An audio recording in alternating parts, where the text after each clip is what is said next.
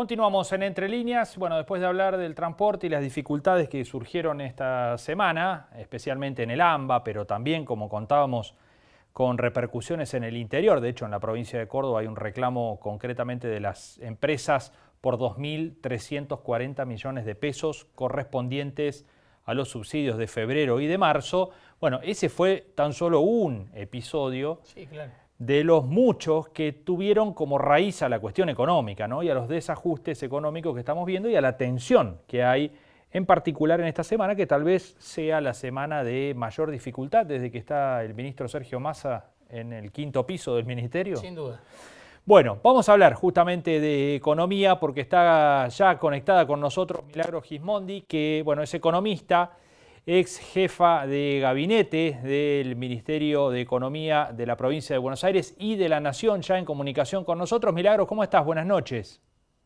Buenas noches, ¿cómo están? Bien, muchas gracias por atendernos. Bueno, contanos primero si coincidís con esto. ¿Es la semana más difícil de Massa desde que está en el Ministerio?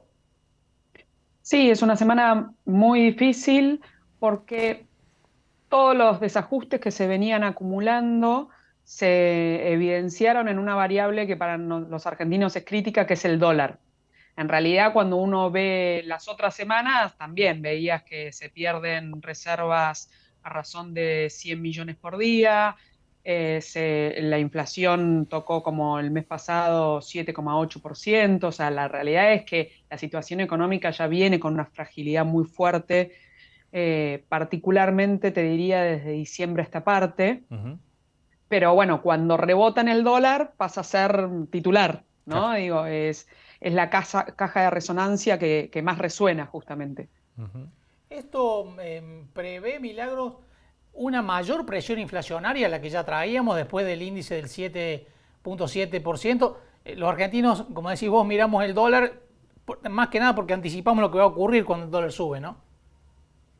Sí, no necesariamente esto tiene que trasladarse, pero lo que sí es cierto es que todos los precios de la economía están subiendo y es cierto que el dólar venía relativamente calmo, incluso los dólares paralelos venían bastante calmos en el último tiempo, y entonces se está ajustando eso. O sea, te diría que es más el ajuste de la inflación del mes pasado al dólar que al revés, pero bueno, la carrera esa ya sabemos los argentinos también cómo funciona, ¿no? Digo, ninguno puede ganar cuando estás en estos niveles, los economistas llamamos de nominalidad, porque dólar se traslada a inflación, inflación se traslada a dólar también, porque si se aprecia el tipo de cambio tenés más presiones sobre el dólar.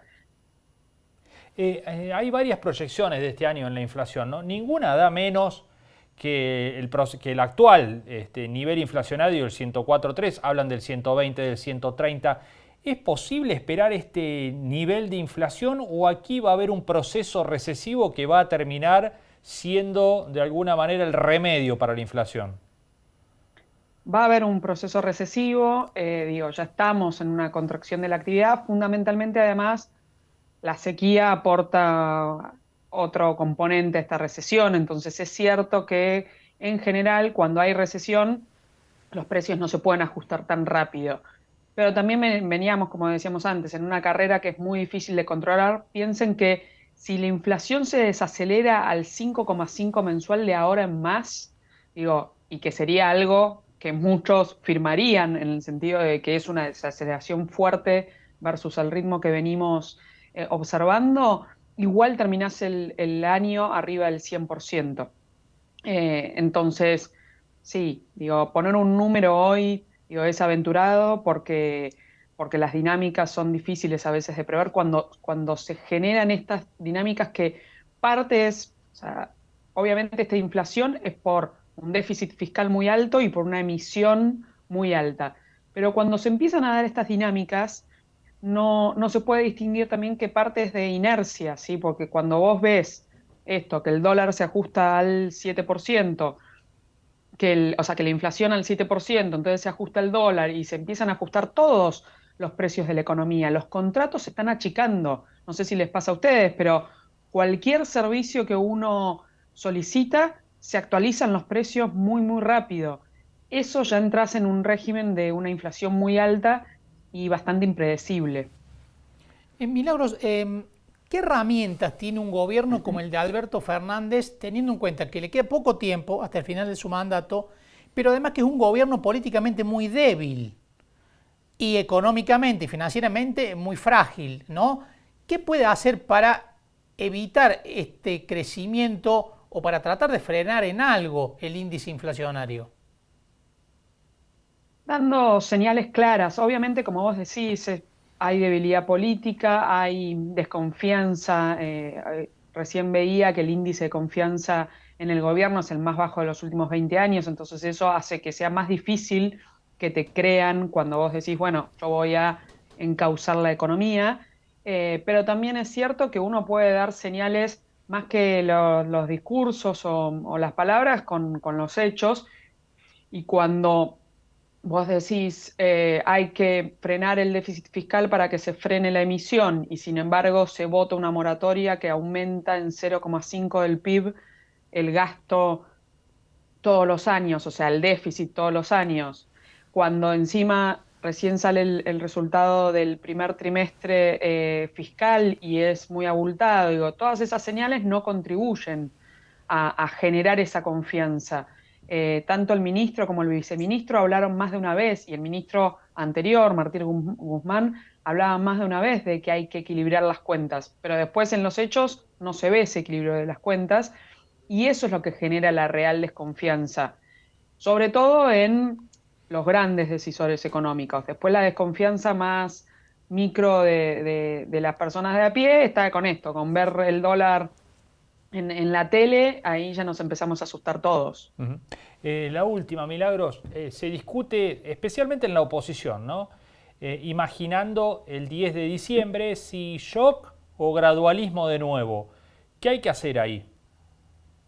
La verdad no hay mucho margen para un gradualismo porque no tenés financiamientos. A diferencia de 2015 no hay ningún tipo o sea, de financiamiento que te pueda justamente financiar ese gradualismo. Uh-huh. Entonces es un debate medio abstracto por esa falta de financiamiento. Y más allá de shock o gradualismo, lo que sí hay que entender es que ya llevamos muchos años haciendo las cosas mal en Argentina. Digo, yo siempre digo, damos debates a debates que ya no existen en el mundo. Acá sí, digo, en el mundo el déficit fiscal no es ni de derecha ni de izquierda, es algo que hay que evitar.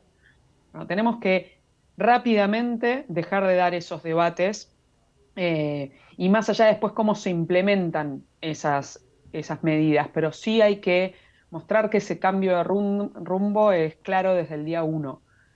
Si no se muestra esas fortalezas del día uno, empezás a entrar como en un círculo como está este gobierno hoy, que cada medida que anuncia casi que te hace ir para atrás en vez de para adelante. Milagros, muchísimas gracias por estos minutos con nosotros. Ha sido un gusto. Gracias a ustedes. Buenas noches. Muy amable, gracias. Bueno, Milagros Gismondi, economista, fue jefa de gabinete del Ministerio de Economía de la provincia de Buenos Aires y también del Ministerio de Economía de la Nación. Hablando de este panorama, bueno, complicado, y en el último tramo haciendo foco en lo que viene, ¿no? Si esta discusión que hay en ciertos sectores de la oposición sobre gradualismo u oposición tiene o no validez. Dice que se torna medio abstracto debido al estado de cosas que tenemos, que es de profundo deterioro, claro, ¿no? Decíamos que